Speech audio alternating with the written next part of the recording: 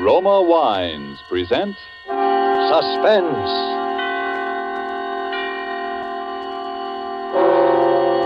Roma Wines, made in California for enjoyment throughout the world. Salud. Your health, senor. Roma Wines toast the world. The wine for your table is Roma Wine, made in California for enjoyment throughout the world. This is the man in black here to introduce this weekly half hour of Suspense. Tonight from Hollywood, we bring you Mr. Orson Welles.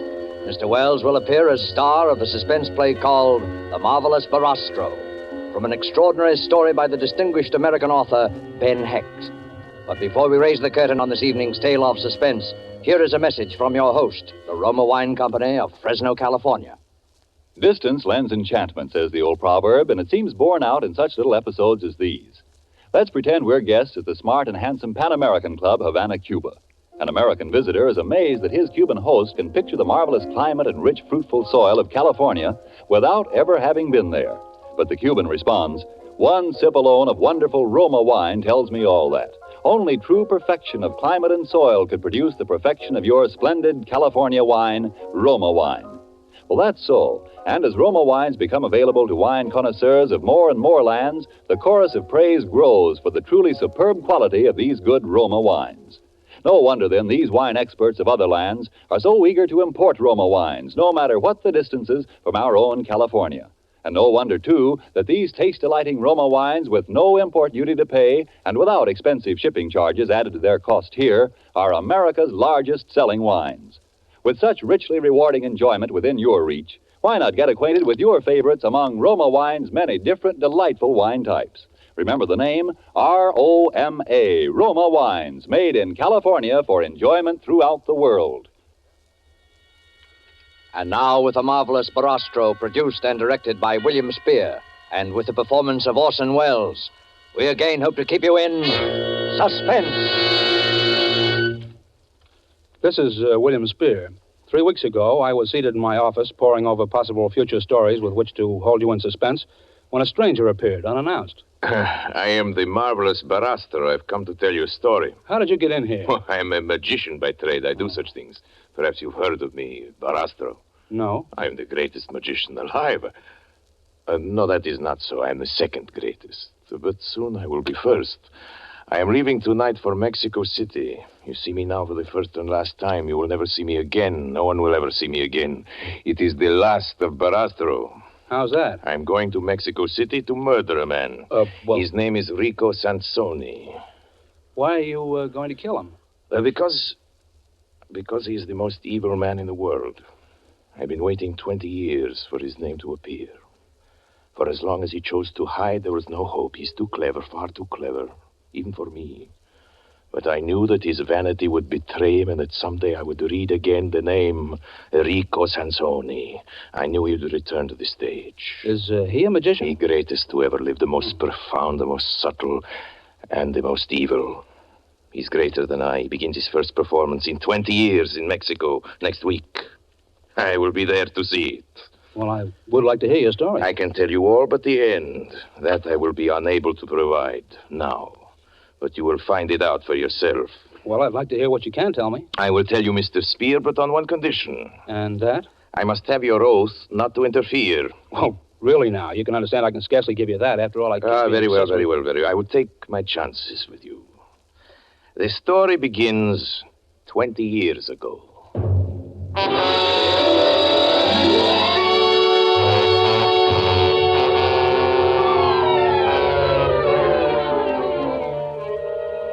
I was a young man. I traveled as a magician with a small carnival through southeastern Europe. One night we came to a village in Malo, Russia. Our cymbals sounded, our torches flickered in the spring wind, and the villagers gathered around our tents and wagons. I had taken my place in the black box outside my tent. There were holes in the box through which I could watch the crowd while the barker made his announcement. Barastro, the marvel of marvels. Barastro, the magician, who speaks with the dead and reads the secrets of life. At this moment,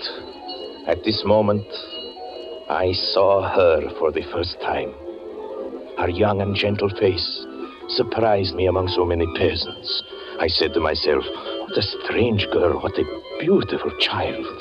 I kept watching her. I couldn't keep my eyes away from her. At length, an old peasant led her in, holding her by the hand. I saw at once that she was blind. My granddaughter would like you to tell her future. Can you tell my future? Yes. Will it be a happy one, my future? Hold out your hand, and I will tell you. Here. A dark mist passed over me. I felt a sudden chill as I touched her hand. I listened to the voices which foretell the future. Sorrow, sorrow, they breathe. Pain and sorrow. Fly, run. I studied the girl's face, a fear gripping at my heart. Her large, sightless eyes were calm, resigned. I could not bring myself to tell her what I saw. The spirits promise you happiness. I lied. Your hands will touch beautiful things. Love and delight will await you. Oh, thank you, sir. Thank you. Thank you.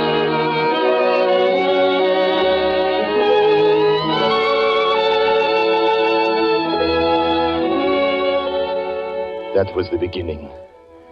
Her face haunted me that night. I could not sleep. I made inquiries the next morning, and I found her. We walked through the hills. She did not need my hand to guide her. She knew every stone, every turn of the path. She spoke of the trees around us. She had strange names for them. I call that tree Lullaby, because it sings when it sways in the wind. Lullaby? And that one, see? With its branches open towards heaven. I call that one Prayer. How do you know its branches open toward the sky? When I was younger, I climbed it. Anna. Come, I'll race you to the bed of flowers at the turn. Anna! Hurry, I run fast. We walked often through the hills. I knew that she was aware of her destiny. The stars had told me she would not live long, and that agony and terror waited for her on the short journey. Our caravan remained for 2 weeks in the village. At the end of that time, I asked Anna to come with me as my wife. You make me very happy, Shari. I could live only with you. I will love you with all my heart. And you will teach me, Shari. You will teach me to see.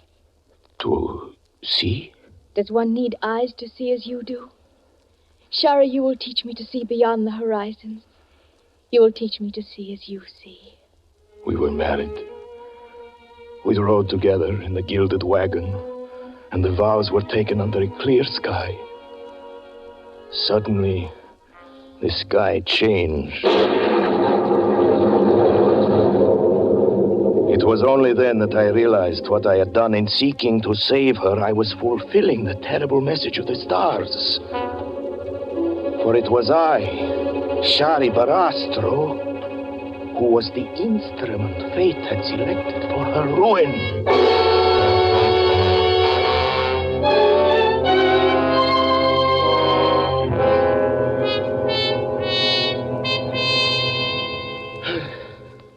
Then it came. One night, as I stood in the black box outside my tent, I knew that I needed no further word from the mists of prophecy. It was there. It had come.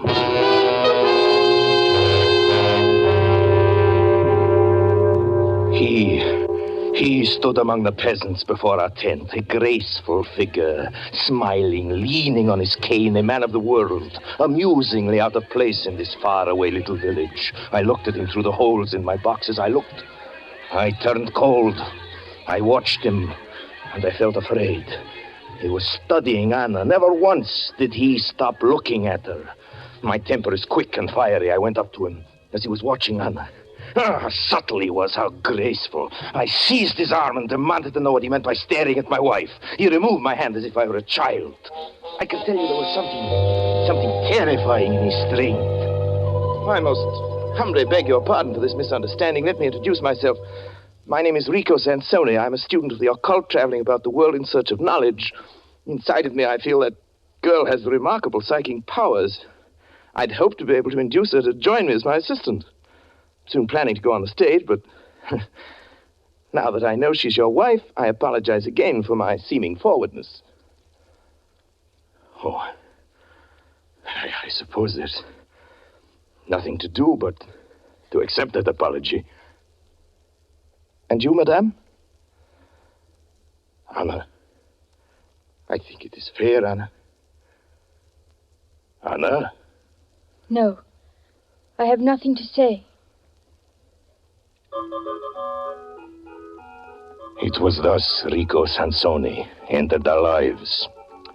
Little by little during the days that followed, he attached himself to us. We listened, Anna and I, to his tales. He'd been everywhere, seen everything. He brought the world into our gilded wagon. In his presence, I always felt elated and flattered. Thus does a man move in the grip of his destiny. Thus do we dig with our own hands the appointed grave for our happiness. For one night, Anna came to me and took my hands and told me something that made my heart grow black. Shari, Rico Sansoni has made love to Anna. me. I've done nothing wrong. I'm afraid of Rico. I tell you this so you will understand my fear. Do you want to tell me about it now? Yes. Tell me then. Rico came to me this afternoon while I was alone. He took my hand and held it gently in his. I suspected nothing until he asked me if I loved you and how deeply I loved you. Then he asked me if I love you more than happiness or life. I took my hand from him and said, I cannot talk of love to you. Even if my love for my husband, please go. Yes? Oh, Rico. Oh, she's told you. Sorry, forgive me. For a moment I grew weak. Let me remain your friend. I brought you both some flowers. I picked them myself. Will you accept them? You won't accept them? Of course we will, my friend. How could I have doubted you? I understand. Come, forget the entire incident. You are kind. Really, you're kind.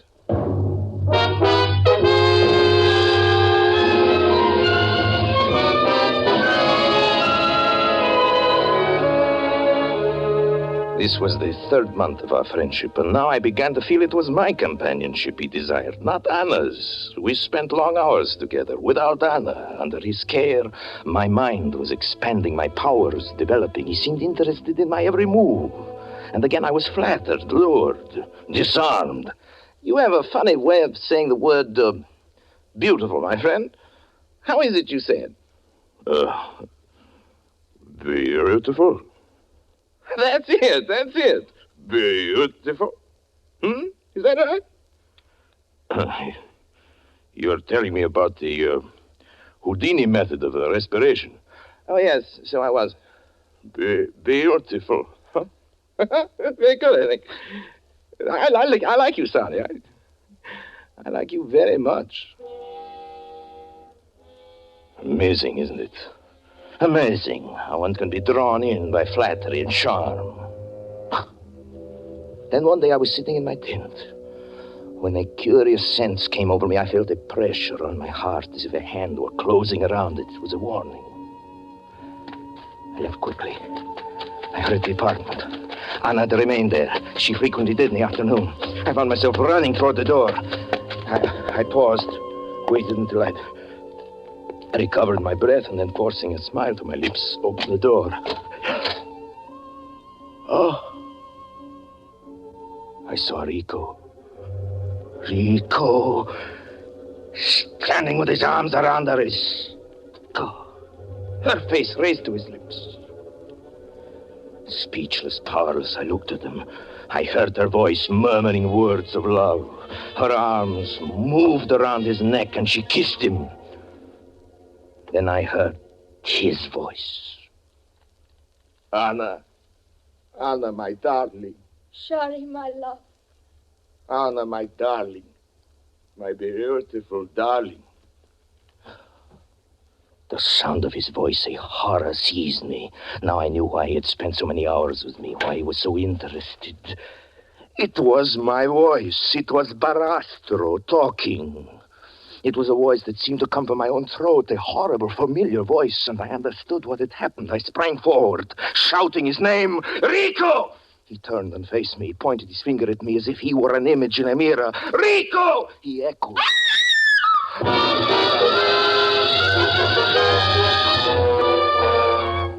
Murder was in my heart. I flew at this monster. We struggled across the room. He answered my cries with cries that echoed each note, each inflection of my voice. I saw him through my rage. His face was contorted like my own. His every feature had changed. He was Barastro. There were two Barastros, screaming together, tumbling over each other.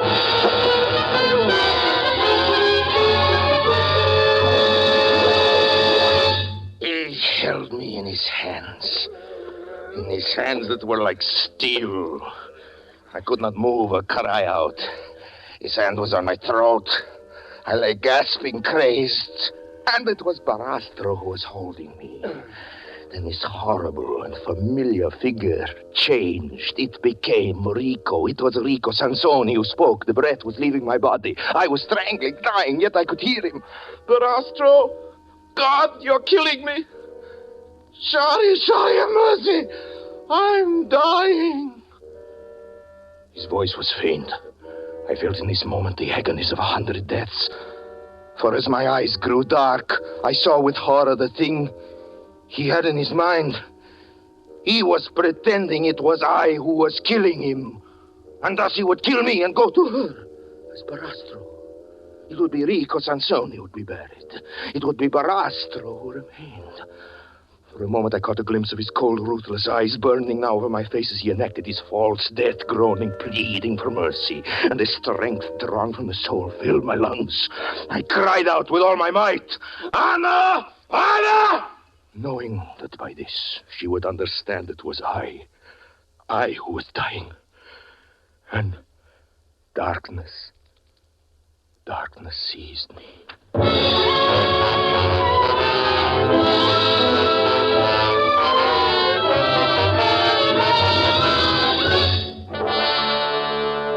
An hour had passed when I opened my eyes. My head was splitting, my throat was stiffened. I raised myself and looked. He was gone. I saw her. She was standing in the corner of the room, crouched against the wall, her hand against her teeth, and staring into the terrible dark around her. Anna! I whispered to her. Anna! It is I, Anna. I, Shari. Anna! Oh, God. Anna, please. Anna, darling, listen to me. Anna, give me your hand. Anna, listen, it is I. It is I, Anna. Anna, Shari, your husband, Anna. Listen, Anna, remember, Anna. Remember when we first kissed? When we first kissed, Anna? That time on the hill, Anna, remember? I called you little princess, remember, Anna? And Anna, about your trees, Anna, huh? About lullaby, the names you had for them, lullaby and prayer. Anna, one with its branches pointing toward heaven, the one we climbed. Anna, please. Anna, please. Please, Anna. It is I, Anna. Come here, listen. Listen carefully, Anna. The spirits promise you happiness. Your hands will touch beautiful things. Love and delight await you. Oh, Shari. Oh, my darling. My Anna, my sweet. Oh, Shari, hold me close. Yes, my darling. Oh, he's Shari, hurt you, what he's done. There, my darling. It's all right now. It's all right. It's all right. It's all right.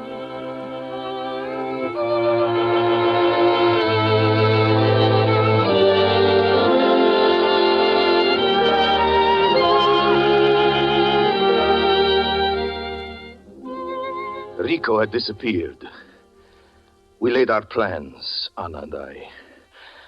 As soon as she was able to walk, we abandoned the carnival. We were inseparable then. She could not bear to have me away even for a moment. I understood everything in her soul. Yes, even the trembling that would seize her sometimes when I took her in my hand. It was I alone he could not deceive. I alone. To anyone else, he could become Barastro. Even to her, whose senses had learned every breath, every inflection of the man she loved. Even to her, he had been Barastro. The months passed. Our life had become again almost like a honeymoon. Almost, I say, for there were nights when I would awake to find her fingers tracing the contours of my face. Then it was I pretended to be ill and remained at her side. We said nothing, but we knew the shadow in each other's mind. Everything went smoothly, though, until one evening, when I entered the cabaret where I was performing. I felt unusually disturbed. It was winter. I was removing my coat when it came again, as I had known it would. The warning, the hand closing over my heart. I ran from the place and raced home. I entered our cottage by the back door quietly like a thief, and I stood listening. From inside, I could hear a voice. Oh, sorry, please. Darling, you're ill again. I'll take care of you, darling. I'll make you feel better. Anna, my dear Anna. How I love you. He was back. One doesn't reason. One does not reason in the midst of a nightmare. Yet terror can wake the mind to a clairvoyance, an understanding beyond thought. I stood motionless, silent, listening. The light was turned out. I heard her laugh. Laugh like a child in the dark. And this sound killed me. Yes, one is dead forever when happiness is torn from the heart. I wanted to rush into the room. I wanted to shout, Anna, Anna, don't touch him. He's Rico. But instead, I slipped quickly from the house. I walked in the cold streets. My thoughts returned. I had acted out of one clear impulse. Through the terror and agony of those moments when I heard him take her in his arms, there had remained the certainty above everything else. I must save her. And I knew I had acted wisely. Had I rushed into the room, had I made a noise, she would have died. She would have known in that moment, as I knew listening to him, that he had been there before. That he had been there before. That he had crept through our defenses as a shadow creeps, and we had not known. I thought of them together as I walked, and then I thought again that I had only to rush back to speak her name. Yes, and destroy her. Destroy her. I kept on walking. And as I walked, I began to understand him. Yes, I was dealing with a monster. He would manage to leave her, as he must have done so often before, a few moments before I was due to return from the cabaret. And if I sensed something was wrong, he would rely on my love for her to keep the sense a secret. He knew me well. He understood I would allow my heart to be eaten away with grief, and I would not make a sign lest I destroy her whom I loved more than myself. It was I who must be careful, not he. Yes, he knew me. He gambled on me. I determined to kill him the first moment I saw him. And I began to think of his superhuman strength, that he might kill me, even as he had first intended, and that he would go on living with her as Barastro. She would never know I was dead. She would continue to love me in his arms, to press her kisses upon my murderer. And this was the thought that continued it. The fullest measure of horror. The thought of that moment when she would see him. And not me. You understand the grief?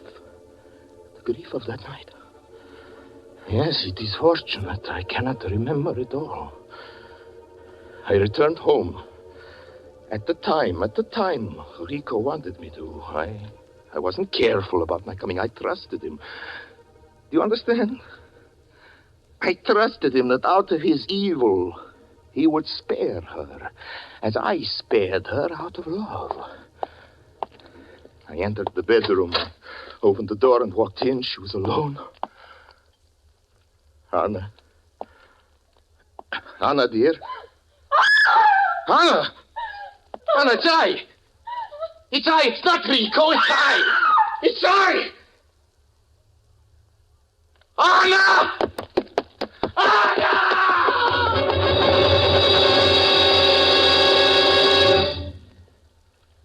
This is my memory, Vanna. My memory. She seized her face with her hands as if she were tearing something. Yes, the darkness. As I rushed to her, she fell. She did not speak again. In the morning, she died.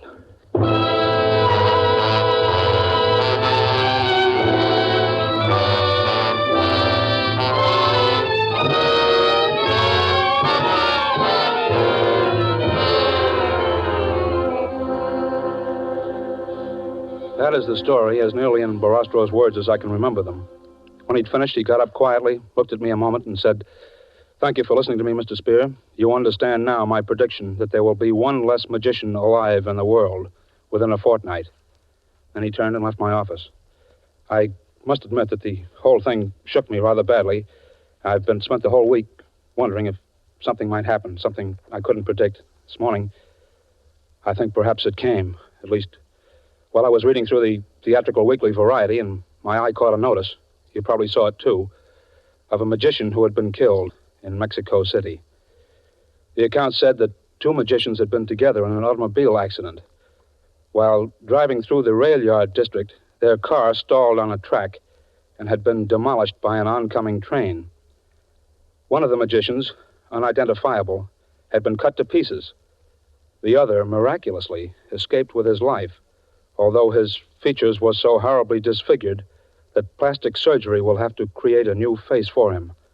The survivor identified himself as the marvelous Barastro.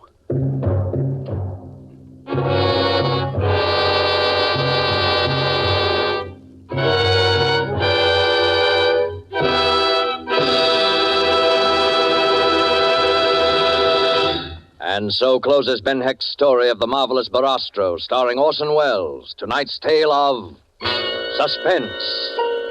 Before Mr. Welles returns to our microphone, a message from the sponsor of Suspense. Why is the making of good wine like a proverb? Because both are based on long experience. For you to enjoy the many different taste-delighting Roma California wines, first there had to be long years of painstaking cultivation of some of the world's finest vineyards. Plus, year upon year of development of the art and skill that go into the making of these fine Roma wines. Your first sip of any of the good-tasting Roma wines will confirm the presence of these needed years of preparation. Will tell you why Roma wines are America's largest-selling wines. Your taste will thrill to the superb quality and the downright satisfaction when you try, say, the tangy, delicious Roma Sherry, or the rich, hearty Roma Burgundy, or the sweeter, heavier Roma Port. You'll be thrilled, too, when you learn such great enjoyment costs so little, mere pennies a glass. You'll want to add your voice to the international praise of Roma wines now rising in many lands. In these words, Roma wines are truly magnificent. Let me repeat the name, R-O-M-A, Roma wines, made in California for enjoyment throughout the world. This is Orson Welles. It was a great pleasure, ladies and gentlemen, as it always is, to appear as a purveyor of suspense. And next week, Mr. Spear would like me to tell you that Mr. Ed Gardner, better known to you as Archie, the elite proprietor at Duffy's Tavern, will make his debut as a dramatic actor. Mr. Spear has also asked me to mention that Orson Welles played the part of both magicians on the program tonight. Universal Pictures would like me to mention that Orson Welles plays a magician in a new picture of theirs called Follow the Boys. Or is it Orson Welles? Next Thursday, same time, you will hear Ed Gardner, radio's famous Archie, in Suspense. Presented by Roma Wines, made in California for enjoyment throughout the world. This is CBS, the Columbia Broadcasting System.